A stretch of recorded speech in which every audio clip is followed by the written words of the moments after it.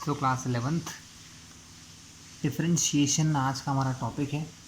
Mathematical concept हम लोग पढ़ रहे हैं जो हमको फिज़िक्स केमिस्ट्री में काम आ रहे हैं। उसमें दो इम्पॉर्टेंट चीज़ें हैं जो बहुत ज़्यादा इम्पॉर्टेंट है, that is differentiation and integration. तो स्टार्ट करते हैं डिफरेंशिएशन। देखा जाए तो क्लास डिफरेंशिएशन एक बहुत बड़ा टॉपिक है जिसको मैथ्स में 11th में और 12th दोनों क्लास में पढ़ाया जाता है, ठीक है। बट एक्चुअल में फिजिक्स और केमिस्ट्री में देखा जाए तो इसका एक लिमिटेड यूज़ है, ठीक है। तो हम इसको एक ऐसे लेवल से देखेंगे कि हम इसको फिजिक्स केमिस्ट्री में यूज़ कर सकें, क्योंकि जो मैथ्स के स्टूडेंट है वो मैथ्स में इसको ऑलरेडी अच्छे से पढ़ लेंगे और बायो स्टूडेंट को ज़्यादा वर्क काम आना नहीं है। जितना आना है मैं इस वीडियो में आपको एक्सप्लेन कर दूँगा।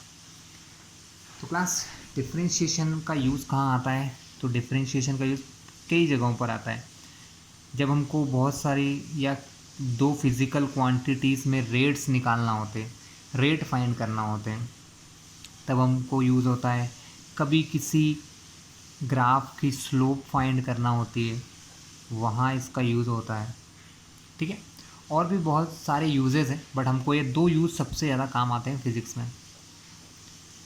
रेट फाइंड करना, एग्जांपल बता देता हूँ, अभी समझ तो नहीं आएगा क्योंकि कुछ दिन बाद पढ़ने वाले हो।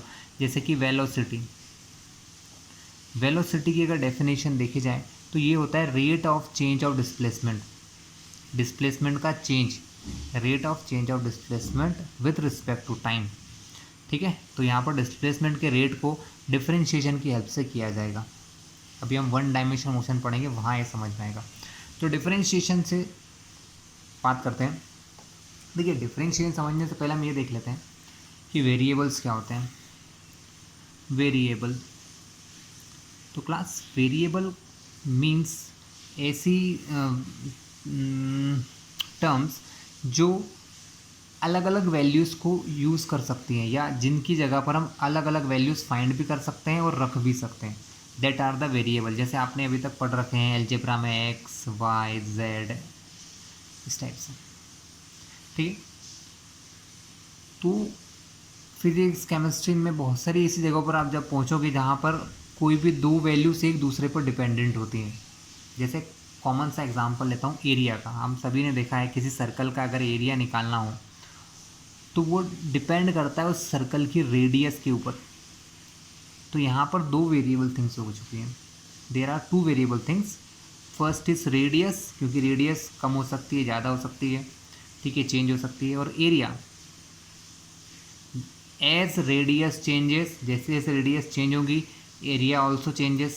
सो जो चीज़ बदल सकती है दैट इज़ वेरिएबल। तो एरिया बदल सकता है यहाँ पर रेडियस के बदलने पर, तो ये दोनों चीज़ें यहाँ पर वेरिएबल हो गई है। तो ऐसी बहुत सारी सिचुएशंस आएंगी जहाँ पर हम इस प्रकार के फंक्शंस का यूज़ करेंगे। तो यहाँ पर एक टर्म मैं आपको बता दूँ, फंक्शन। फंक्शन हमेशा क्या होता है, कोई भी दो वैल्यूज़ में एक रिलेशन होता है कि कोई भी दो वैल्यू किस रूल से एक दूसरे से जुड़ी हैं। जैसे यहाँ पर ये रूल, एरिया रेडियस पर कैसे डिपेंड कर रहा है, रेडियस के स्क्वायर पर डिपेंड कर रहा है, ठीक है। इस टाइप से वॉल्यूम ऑफ क्यूब आपने सुना होगा। वॉल्यूम ऑफ क्यूब क्या होता है, ए क्यूब होता है। किसी क्यूब का वॉल्यूम उसकी साइड के 3 पावर पर डिपेंड करता है, मतलब वॉल्यूम भी डिपेंड कर रहा है उसकी साइड के ऊपर।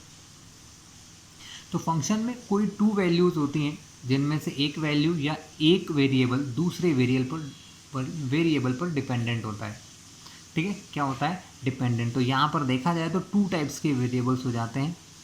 First is dependent variable. Dependent, जैसे कि यहाँ पर एरिया है वो रेडियस पर डिपेंड कर रहा है और रेडियस इंडिपेंडेंट है। रेडियस कैसी है यहाँ पर, रेडियस एक इंडिपेंडेंट वेरिएबल होती है क्लास, ठीक है। तो फंक्शन को किस प्रकार रिप्रेजेंट करते हैं, फंक्शन को जनरली कुछ ऐसे रिप्रेजेंट किया जाता है, एफ ऑफ एक्स, या ऐसे लिखा जाता है y is equals to f of x, जहाँ पर y एंड x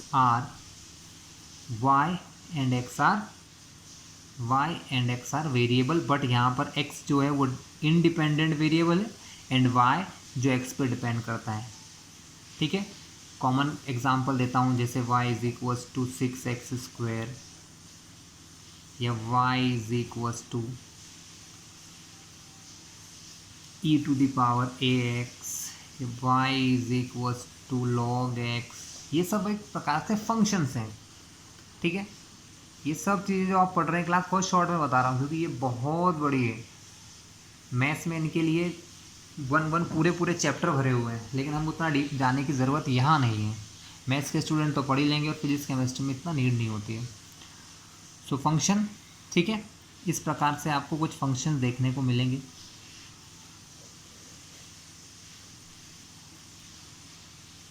अब डिफरेंशिएशन क्या होता है?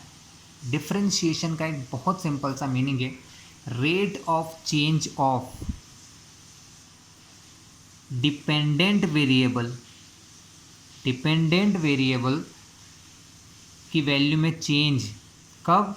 जब आप इस x की वैल्यू को बदलते हैं। इसका मतलब इंडिपेंडेंट वेरिएबल में चेंज होने पर डिपेंडेंट वेरिएबल में कितना चेंज हो रहा है, दैट इज़ द डिफरेंशिएशन। इसको रिप्रेजेंट करते हैं जनरली ऐसे, dy अपॉन dx। इसका मतलब होता है differentiation of y with respect to x, means x में चेंज होने से y में होने वाला चेंज जो होता है that is dy by dx हो गया, ठीक है। dy बाई dx इसका रेट हो गया कि y में x के चेंज होने पर y में किस रेट से वैल्यूज बदल रही हैं, ठीक है, dy by dx। One more thing class, we all know that, हम सभी ये जानते हैं कि हर एक फंक्शन का एक ग्राफ बनता है। क्लास 10th में आप linear equation and two variable पढ़ के आए हैं, कोऑर्डिनेट ज्योमेट्रीज पढ़ते आए हैं, तो हर एक फंक्शन का एक ना एक ग्राफ होगा। इस फंक्शन का कुछ ना कुछ ग्राफ होगा, इस फंक्शन का भी एक ग्राफ होगा, इस फंक्शन का भी एक कुछ ना कुछ ग्राफ होता है। तो जैसे एक कॉमन एग्जांपल लेता हूँ कि सपोज़ किसी फंक्शन का मुझे यहाँ ग्राफ दिया है ना, ग्राफ कुछ भी हो सकता है, जैसे मान लो कि ऐसे एक लाइन है, ये किसी फंक्शन का ग्राफ है y is equals to f of x का। सपोज आपको किसी भी पॉइंट पर, जैसे इस पॉइंट पर की स्लोप फाइंड करना है, इस पॉइंट की स्लोप फाइंड करना है ना, तो हम यहाँ क्या करते हैं, इस पॉइंट पर उसका डिफरेंशिएशन करते हैं। क्या करते हैं क्लास? इस पॉइंट पर डिफरेंशिएशन करते हैं। जिस पॉइंट पर आप डिफरेंशिएशन करते हैं ना, यहाँ पर जो स्लोप होती है किसी लाइन की, यहाँ पर जो स्लोप होती है वो इस पॉइंट पर फाइंड किया हुआ डिफरेंशिएशन होता है। वो इस पॉइंट पर क्या होता है? फाइंड किया हुआ डिफरेंशिएशन होता है। एक चीज़ ध्यान रख लें, सबसे ज़्यादा यूज़ इसका स्लोप्स में ही होता है। इस पॉइंट पर डिफरेंशिएशन निकालना है तो उस पॉइंट पर स्लोप बनाएंगे, वो उस पॉइंट की स्लोप या डिफरेंशिएशन होगा। इस पॉइंट पर डिफरेंशिएशन कर लो, अगर आपको इस प्रकार से फॉर्मूला दिया है तो, या उस पॉइंट पर स्लोप की वैल्यू निकाल लो, दोनों ही सेम तरीके होते हैं, ठीक है। अब जैसे ये इस प्रकार के क्वेश्चन आपको नहीं आएंगे, आपको क्वेश्चंस कैसे आएंगे मैं बताता हूँ आपको। क्वेश्चंस हमें आते हैं लाइक दिस। क्वेश्चन आपको ऐसे आते हैं कि y is equals to 3x square या y is equals to 3t square. जरूरी नहीं कि यहाँ पर स्टूडेंट x ही हो, कोई भी वेरिएबल हो सकता है ना, ठीक है। अगर मैं यहाँ से डिफरेंशिएशन करता हूँ तो यहाँ पर y डिपेंडेंट है x पर, तो यहाँ से मुझे मिलेगा dy ओवर dx या dy अपॉन dx, ठीक है। अगर इसका डिफरेंशिएशन करूँगा तो मुझे यहाँ से मिलेगा dy अपॉन dt, ठीक है। अब हम इसके कुछ फॉर्मूलेज देखते हैं। बहुत सिंपल से कुछ फॉर्मूले होते हैं। देखिए ये नोटेशन होता है d अपॉन डी एक्स या d अपॉन डी टी या d अपॉन डी एम या कुछ भी हो सकता है। यहाँ पर जो अपॉन में वेरिएबल है ना, ये समझ में आता है कि x के रिस्पेक्ट में डिफरेंशिएशन हो रहा है, t के रिस्पेक्ट में डिफरेंशिएशन हो रहा है, m के रिस्पेक्ट में डिफरेंशिएशन कैसे, जैसे यहाँ पर t के रिस्पेक्ट में हो रहा था, यहाँ पर x में। तो मैं आपको कुछ इंपॉर्टेंट फॉर्मूलेस लिखवाता हूँ क्लास, उनको आप याद रखें जो बहुत इंपॉर्टेंट है। जैसे d/dx ऑफ x की पावर n। अब ये x की पावर n क्या है, जैसे इस क्वेश्चन में लिखा है t की पावर 2, तो ये पावर का फॉर्मूला है। यहाँ लिखा है x की पावर 2, n की जगह देखो 2 रख दिया तो ये बन गया। 3 रख दूंगा तो x टू द पावर 3 हो जाएगा। 4 रखें that is x to the power 4, 5 रखोगे that is x to the power 5, 7 रखो तो x to the power 7, minus रख दो x की पावर -2 रख दो, तो कुछ भी हो सकता है। यानी जब भी कोई एलजेब्रा वाला फॉर्मूला आ जाए x की पावर n, ठीक है, तो उसको सॉल्व करने का डिफरेंशिएशन का फॉर्मूला होता है कि ये पावर, हमेशा ध्यान रखना कि पावर जो होती है वो आपके मल्टीप्लिकेशन में आ जाती है इनटू x, और ये पावर हमेशा रिड्यूस होती है 1 से। कैसी होती है? 1 से रिड्यूस हो जाती है। एकदम नया कॉन्सेप्ट है हर बच्चे के लिए, तो थोड़ा सा धीरे धीरे समझ में आएगा। तो इसका एग्जांपल लेते हैं, जैसे आपको क्वेश्चन में कहा है, पहले एक x के साथ लेते हैं, y = 4x²। ये आपका क्वेश्चन हो गया। इस क्वेश्चन का हमको डिफरेंशिएशन करना है। तो यहाँ दिख रहा है कि y x पे डिपेंड कर रहा है ना, तो y is the function of x। तो यहाँ लिखा जाता है, शॉर्ट में लिखूँगा, फुल तो बहुत बड़ा होता है, differentiation with respect to x के रिस्पेक्ट में डिफरेंशिएशन कीजिए। सो dy, इसको ऐसा ना लिखते हो, पहले ऐसा लिखेंगे d/dx। ये नोटेशन है, ये डिफरेंशिएशन का नोटेशन है, d/dx। जैसे यहाँ लिखाया था d/dt, d/dm, यहाँ x के रिस्पेक्ट में कर रहे हैं तो d/dx। किसका करना है? y का, क्योंकि डिफरेंशिएशन दोनों तरफ लिखना पड़ता है, इधर भी और इधर भी। d/dx of 4x²। dy, इसका मतलब हो जाएगा dy/dx। ये टर्म को मैंने क्या लिख लिया, ये टर्म हमारी हो गई dy/dx। मतलब सिर्फ नोटेशन है कि बता रहा है कि y का डिफरेंशिएशन x के रेस्पेक्ट में, ठीक है। अब यहाँ पर समझने वाली बात है, यहाँ लिखा है 4x²। एक चीज़ पहले ही नोट कर लो, कोई भी चीज़ जो कांस्टेंट है, जो टर्म होती है कांस्टेंट, उसका डिफरेंशिएशन होता ही नहीं है, क्योंकि डिफरेंशिएशन उन्हीं चीज़ों का होता है जो बदल सकती हैं, वेरिएबल हैं, पहले ही मैंने बताया आपको। तो यहाँ इस 4 का कोई मीनिंग नहीं है। जब भी आपको किसी x y z के साथ 4 a b c कुछ भी दिखाई दे, मतलब कोई भी कांस्टेंट वैल्यू दिखाई दे, उसको यहाँ से बाहर कर दो। तो 4 बाहर, आपको डिफरेंशिएट करना है सिर्फ और सिर्फ x² का। सेम अभी आपको फॉर्मूला बताया मैंने, dy/dx की वैल्यू कितनी आ गई?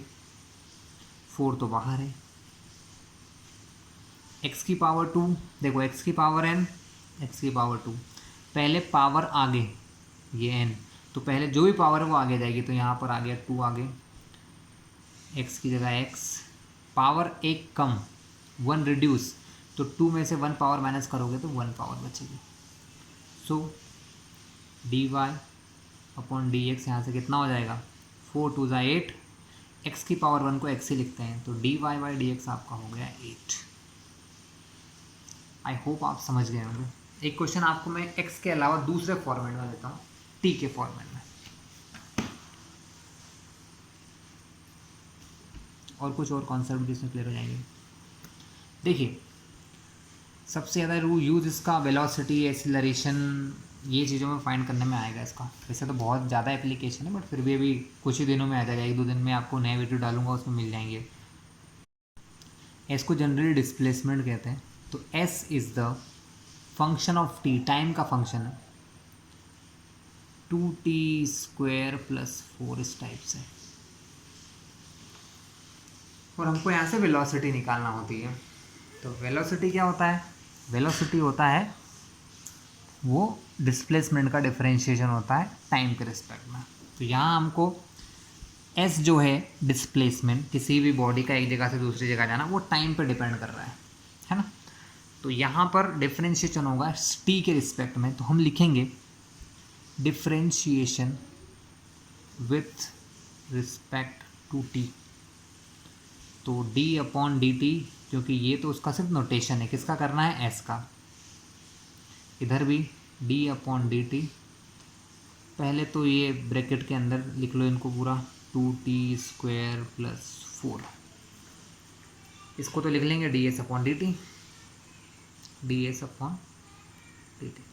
देखिए आपको बता दूं, डिफरेंशिएशन जो होता है वो हमेशा प्लस और माइनस में अलग अलग हो जाता है। यानी अगर यहाँ बीच में प्लस लगाए तो इसका डिफरेंशिएशन प्लस इसका डिफरेंशिएशन, तो d/dt इसका 2t² का प्लस d/dt ऑफ 4। यहाँ से भी एक नया चीज़ सामने आएगी, ध्यान रखना। पहली चीज़ क्या सामने आई कि प्लस हो या माइनस हो, अगर यहाँ माइनस हो तो भी हम माइनस लगा के ऐसा ही लिखता, पहले लिखा है सिर्फ। अब देखिए, अब मैं थोड़ा डायरेक्ट करने वाला हूँ। देखो ये 2 है, मैंने जहाँ ऐसे जैसे 4 बाहर निकाल लिया था, वैसे यहाँ 2 इसके मल्टीप्लाई में है, क्योंकि ये कांस्टेंट है इसको बाहर निकाल दिया, क्योंकि टी के साथ इसका कोई काम नहीं, ना ही इसका डिफरेंशिएशन हो सकता है। डिफरेंशिएशन किसका होगा? सिर्फ और सिर्फ t⁻2 का। और फॉर्मूला क्या है पावर का? x⁻n का, कि पहले पावर आगे आ जाती है, तो 2 पावर है, वो पावर यहाँ आगे आ गई। t की पावर 2 पावर में से 1 पावर सब्ट्रैक्ट करना है, सो 2 - 1 1 पावर प्लस 0। ध्यान रखना क्लास, अब मैं बता दूं आपको, जितनी भी कांस्टेंट वैल्यू हैं अगर वो अकेली आती हैं, जैसे यहाँ कांस्टेंट अकेला नहीं था तो इसको हमने बाहर कर दिया, लेकिन यहाँ ये सिर्फ कांस्टेंट है, और कांस्टेंट टर्म का डिफरेंशिएशन हमेशा 0 होता है, भले वो 1000 हो, लाख हो या करोड़ हो। तो यहाँ 4 एक कांस्टेंट टर्म है जिसका डिफरेंशिएशन 0, तो हमारा डिफरेंशिएशन क्या हो गया? ds/dt 2 × 2 = 4t। चलिए ये हो गया आपका डिफरेंशिएशन। इस ds/dt को हम लोग कुछ समय बाद पढ़ेंगे, तब इसको वेलोसिटी कहेंगे। तो यहाँ वेलोसिटी का फॉर्मूला बन गया 4t। इसका एक और बार डिफरेंशिएशन करते हैं तो ये एक्सेलरेशन बन जाएगा, वो हम आगे देखने वाले क्लास। तो क्लियर है क्लास, इतना समझ में आ गया आपको, है ना? अब मैं इसके सारे फॉर्मूले बता देता हूँ। मैंने इस बेसिक, सबसे इम्पोर्टेंट बेसिक फॉर्मूले का बता चुका हूँ आपको। तो ये वैसे तो नॉर्मली हर बुक में फॉर्मूले दिए ही होते हैं, बट फिर मैं भी लिखवा देता हूँ अपनी तरफ से आपको। पहला फॉर्मूला आपने लिख लिया था, सेकेंड फॉर्मूला आता है d/dx। अब यहाँ x है तो x लिख रहा हूँ, अगर e⁻x, अगर यहाँ t होगा तो यहाँ e⁻t हो जाएगा, m होगा तो e⁻m हो जाएगा। e⁻x एक फंक्शन होता है क्लास, एक्सपोनेंशियल फंक्शन कहते हैं इसको। इस e⁻x का डिफरेंशिएशन यही का यही होता है, e⁻x ही होता है। इसी प्रकार d/dx of log x, log तो मैंने इससे पुराने जस्ट पिछले वीडियो में log x समझाया है, log x है ना, तो इसका डिफरेंशिएशन होता है 1/x। ठीक है, इसी टाइप से हमारे जो ट्रिग्नोमेट्रिक टर्म है जैसे साइन कॉस, इनका भी डिफरेंशिएशन होता है, तो d/dx ऑफ साइन x,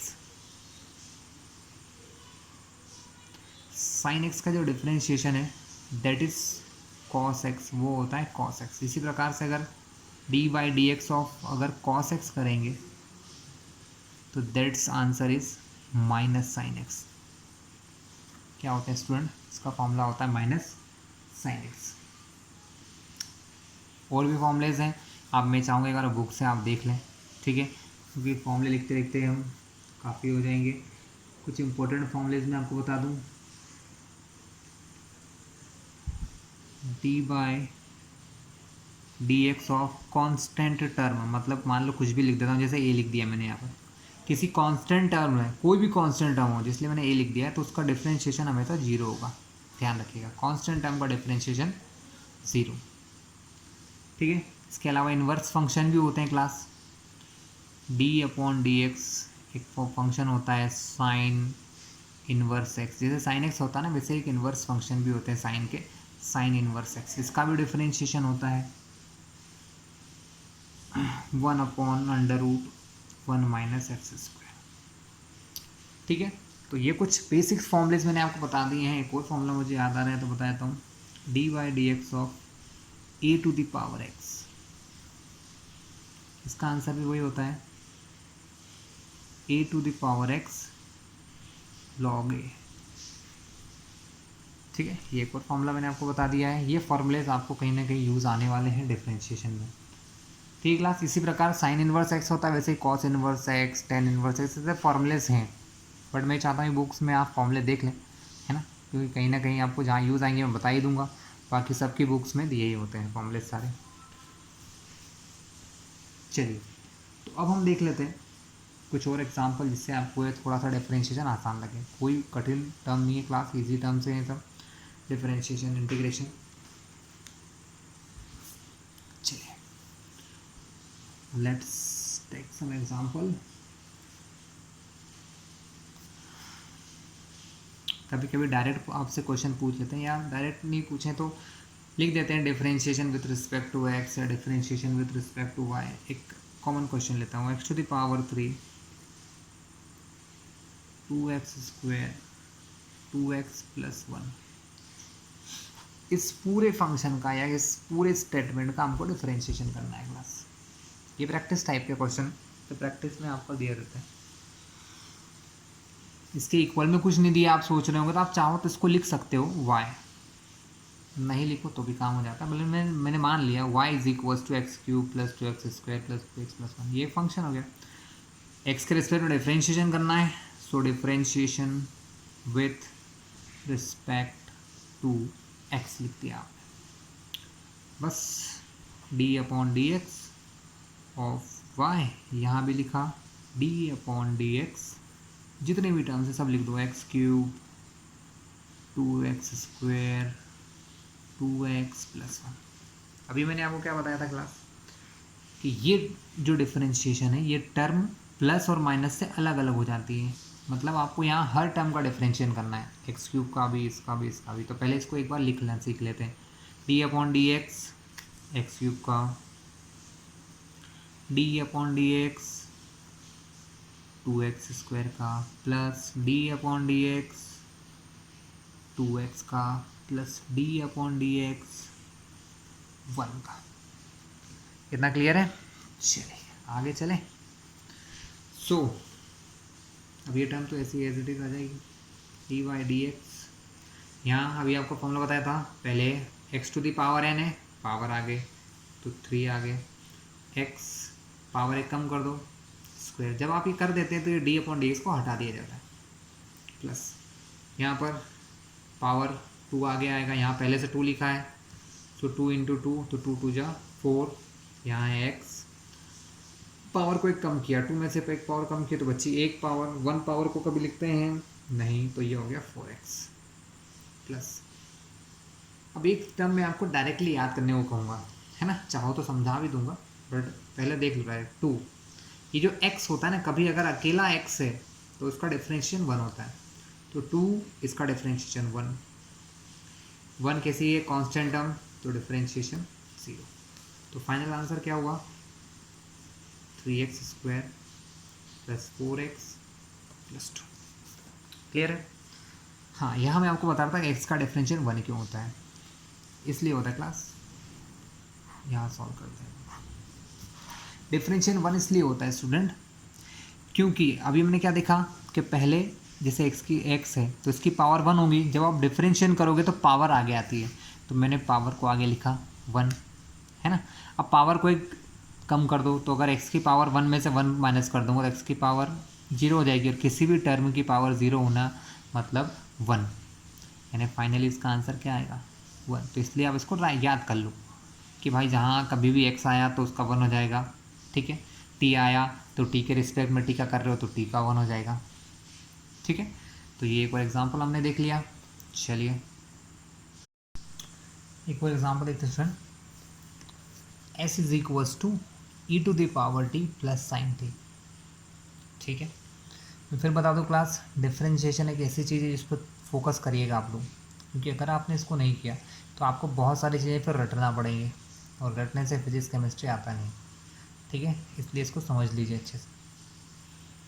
सो यहाँ डिफरेंशिएशन टी के रिस्पेक्ट में होगा, तो हम लिख लेंगे differentiation with respect to t, d upon d t of s is equals to d by d t of e to the power T plus sine T.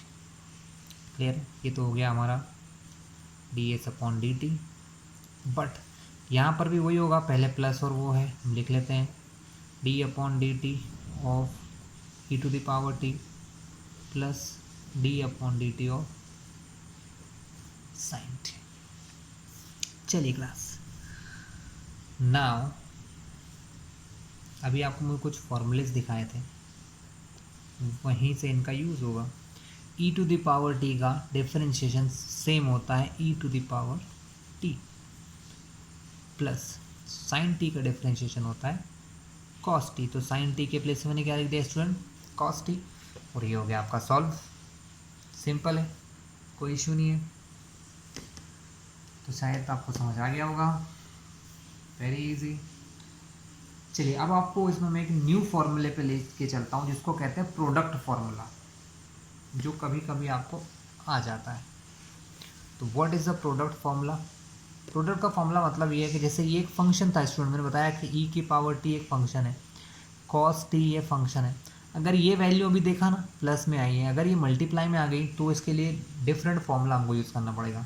तो suppose यही question अगर ऐसा होता, E to the S is equals to E to the power T into sine T होता, तो हमें यहाँ पर प्रोडक्ट फॉर्मूला लगाना पड़ता है स्टूडेंट। प्रोडक्ट रूल होता है यहाँ पर डिफरेंशिएशन का। जब डिफरेंशिएशन में दो फंक्शन का प्रोडक्ट हो, मल्टीप्लाई हो, तब निकालने का जो फॉर्मूला होता है उसे कहते हैं प्रोडक्ट रूल या प्रोडक्ट फॉर्मूला।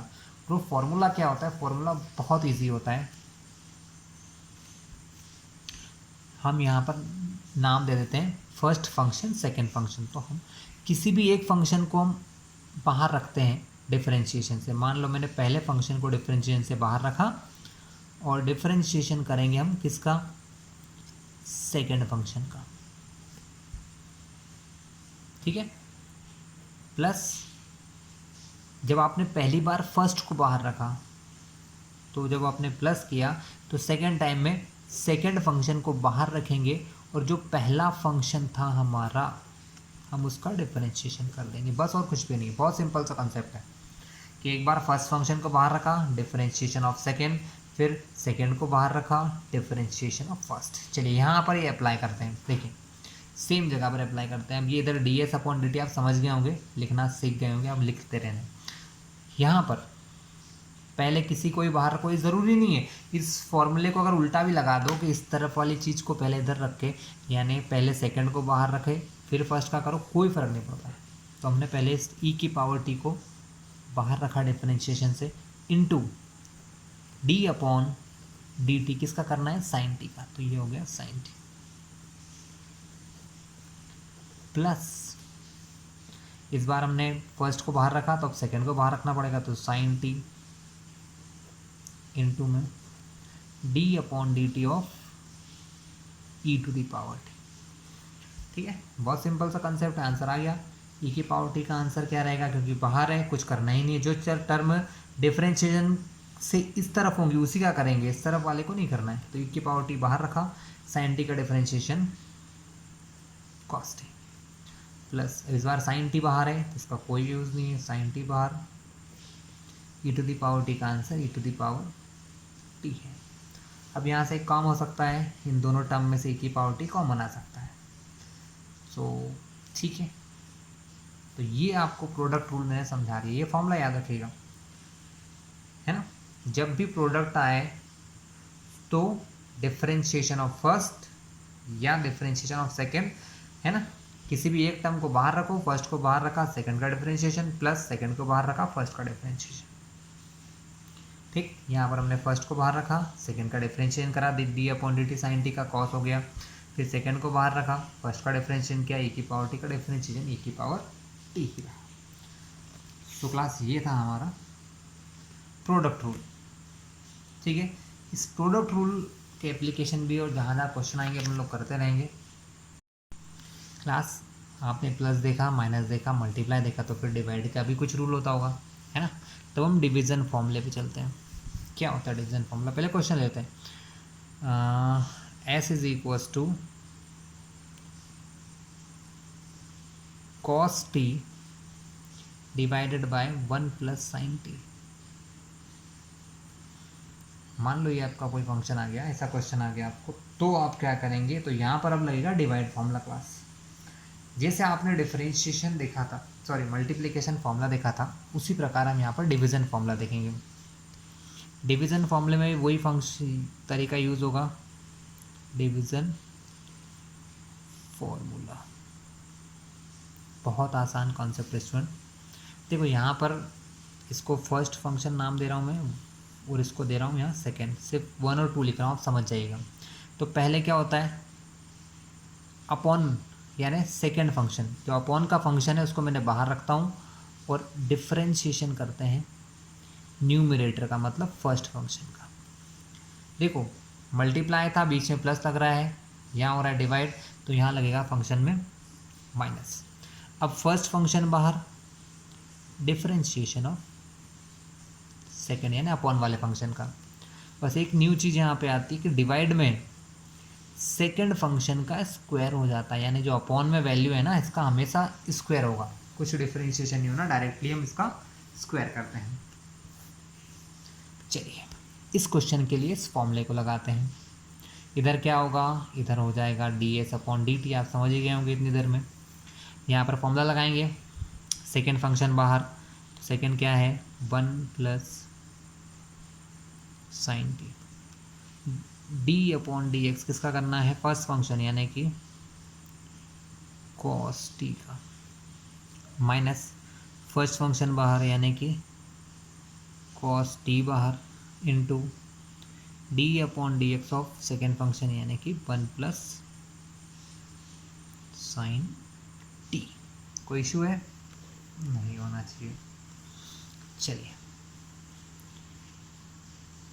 1 + sin t तो बाहर है, cos t का डिफरेंशिएशन अभी हमने देखा था, होता है -sin थीटा यानी -sin t। यहाँ पर हमने cos t को बाहर रखा। अब आप थोड़ा सा डायरेक्टली करना सीखिए। देखो मुझे डिफरेंशिएशन 1 और sin t दोनों का करना है, बीच में प्लस लगा है तो 1 का अलग होगा और sin का अलग होगा। 1 एक कांस्टेंट टर्म है क्लास, कांस्टेंट टर्म का डिफरेंशिएशन मैंने क्या सिखाया था आपको भी, 0 होता है, प्लस sin t का हो जाएगा cos t। ठीक है, चलिए अपॉन में हो जाएगा 1 + sin t का होल स्क्वायर। ठीक है, नेक्स्ट हम देखिए, मल्टीप्लाई होगा, इसका मल्टीप्लाई साइन का, सो sin t का मल्टीप्लाई 1 से, plus minus minus minus sin t, sine का मल्टीप्लाई साइन से, तो साइन इंटू साइन, साइन का स्क्वायर, लेकिन प्लस माइनस माइनस तो माइनस साइन स्क्वायर t। यहाँ पर कॉस का 0 से होगा तो 0 0 को लिखने की ज़रूरत नहीं है, cos into cos, cos square t।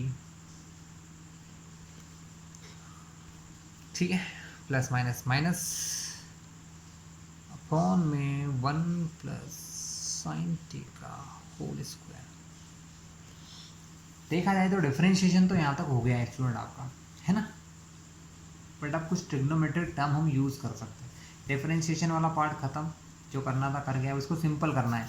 तो यहाँ पर एक बहुत ही सिंपल सा कंसेप्ट आ सकता है कि इन सब में से मैं माइनस कॉमन लूँ, है ना, तो माइनस तो बाहर आ जाएगा। ठीक है, यहाँ से बचा sin t,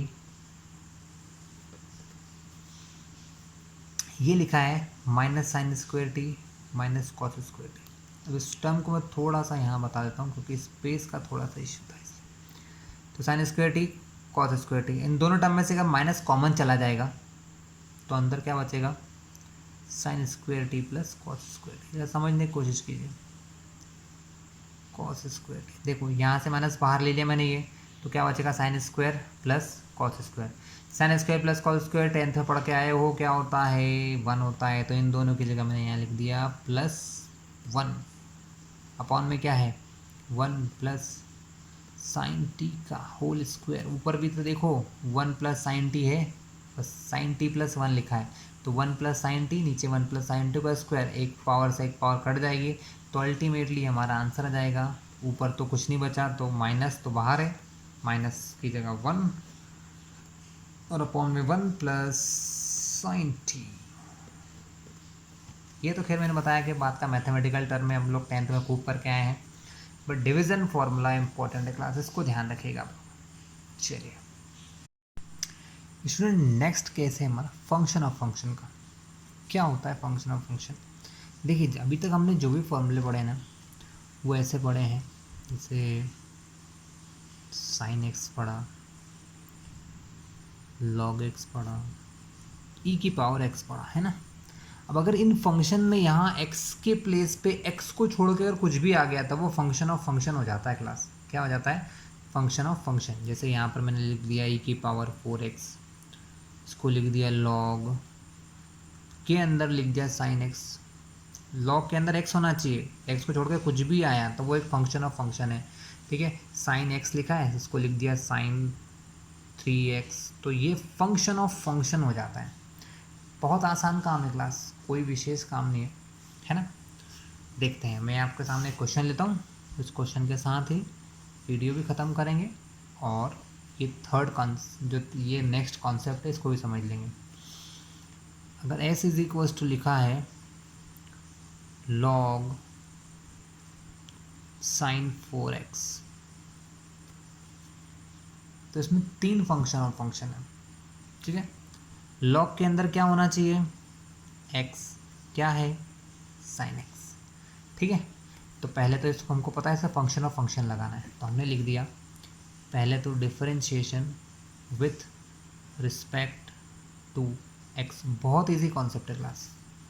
इधर लिखा ds upon dx, differentiation of log sine 4x, log sine 4x। देखो क्लास, डिफरेंशिएशन का एक ऑर्डर है, बाहर से स्टार्ट होगा, पहले इस टर्म का डिफरेंशिएशन होगा, तो पहले डिफरेंशिएशन हो लॉग का। log x का मैंने डिफरेंशिएशन आपको बताया था कि log x का जो डिफरेंशिएशन है वो होता है 1/x। 1/x का मतलब कि यहाँ पर जो भी टर्म है वो 1 के अपॉन में आ जाती हैं।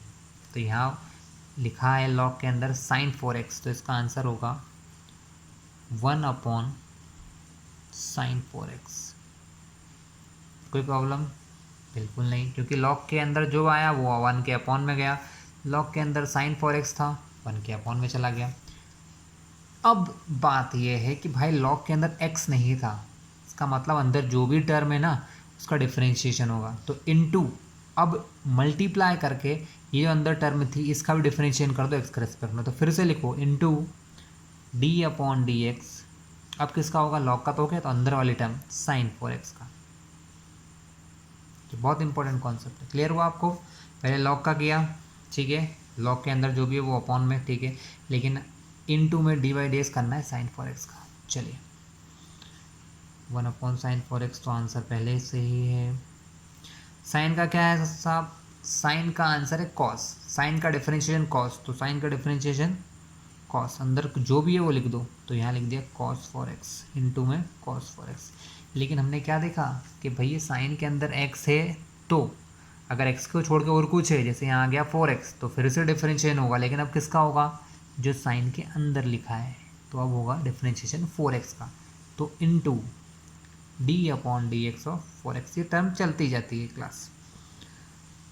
अब cos x upon 4x, sorry cos 4x upon में sine 4x, cos upon sine होता है cot, तो मैंने इसको लिख दिया cot 4x सिंप्लीफाई करने के लिए। भैया अभी आपको समझाया था, क्या समझाया था कि ये 4x है, 4 का तो होगा नहीं, तो इंटू 4 का 4 और x का क्या होता है 1, 4 1 जा 4, ये 4 कहाँ आ जाएगा आगे, तो ये हो गया 4 cot 4x, ये इसका ds अपॉन dx हो गया क्लास। तो क्लास यहाँ हम फिनिश करते हैं हमारे डिफरेंशिएशन पार्ट को, ठीक है। और इसके बाद इंटीग्रेशन कॉन्सेप्ट आएगा, हो सकता है इसी वीडियो में या नेक्स्ट वीडियो में आ जाए आपके पास, ठीक है।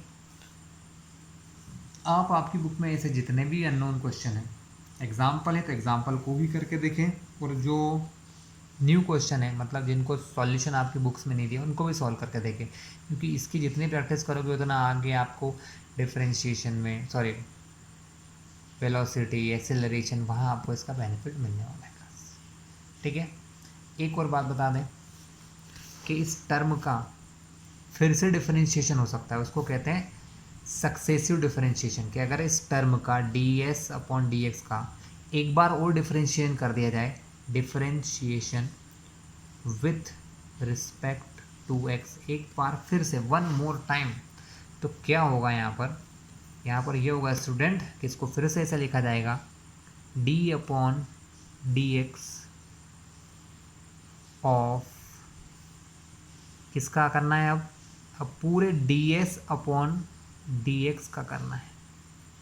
इधर तो जो होना है वो तो होगा ही क्लास, डिफरेंशिएशन होगा सिंपली से d upon dt of 4x, sorry. देखो जब किसी का दो बार डिफरेंशिएशन करते हैं ना, उसको कुछ ऐसा लिखते हैं d2s अपॉन dx²। ये क्या बताता है कि इस s वाली टर्म का आपने 2 टाइम डिफरेंशिएशन किया है x के रिस्पेक्ट में।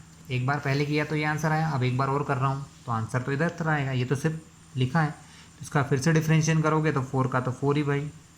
कॉट एक्स का डिफरेंशिएशन क्या होता है क्लास, वैसे मैंने आपको बताया नहीं क्योंकि आपको मैंने बोला बुक से देखना, लेकिन मुझे इसका फॉर्मूला पता है। इसका होता है कोसेक माइनस कॉट का होता है माइनस कोसेक स्क्वायर, और जो भी यहाँ होता है वो 4x।